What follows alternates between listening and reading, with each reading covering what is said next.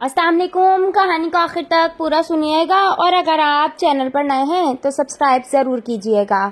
گناہ گار شخص. ایک مرتبہ ایک بہت ہی گناہ گار اپنے زمانے کا مانا ہوا فاسق و فاجر شخص ایک جنگل کے قریب جا رہا تھا کہ اس نے ایک آدمی کو دیکھا جو اپنے سامنے زمین میں ایک سوکھی ٹہنی دبائے بیٹھا تھا اور اللہ کی عبادت کر رہا تھا. اس گناہ گار آدمی نے پوچھا، تم کیا کر رہے ہو؟ اس نیک اور پرہیزگار بندے نے بتایا، میں سالوں سے دنیا سے دور اس ویرانے میں اللہ کی عبادت کر رہا ہوں. جس دن میری عبادت قبول ہوگی اس دن یہ ٹہنی ہری ہو جائے گی. اس طرح مجھے پتہ چل جائے گا. اس گناہ گار کے دل میں جانے کیا آئی، وہ بھی زمین میں ایک سوکھی ٹہنی دبا کر بیٹھ گیا اور عبادت کرنے لگا.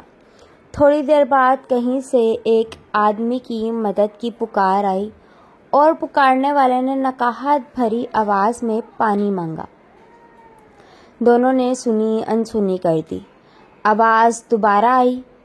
3-4 مرتبہ کی پکار کے بعد گناہ گار نے نیک شخص سے کہا، میں تو ابھی بیٹھا ہوں، تمہیں تو کتنا عرصہ ہو گیا، تم ذرا اٹھ کر اسے پانی تو پلا دو. میں تو ابھی بیٹھا ہوں، اٹھنا نہیں چاہتا. اس نیک بندے نے گناہ گار کو ڈانٹ کر کہا، میری عبادت میں خلل نہ ڈالو، میرا ارتکاز ٹوٹ جاتا ہے. جب مدد کی پکار مسلسل آتی رہی تو گناہ گار سے رہا نہ گیا. اس نے اپنی جگہ چھوڑی اور پانی پلانے چلا گیا. جب تھوڑی دیر بعد واپس آیا تو اس نے دیکھا اس کی ٹہنی ہری ہو چکی ہے اور اس نیک بندے کی ٹہنی ویسی کی ویسی تھی.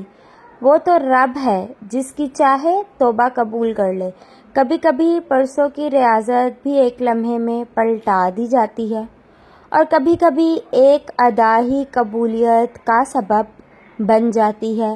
اے اللہ، ہمیں جب تک زندہ رکھ، ایمان و اسلام پر رکھ، اور جب بھی موت دے ایمان و اسلام پر دے. آمین ثم آمین یا رب العالمین. اللہ حافظ.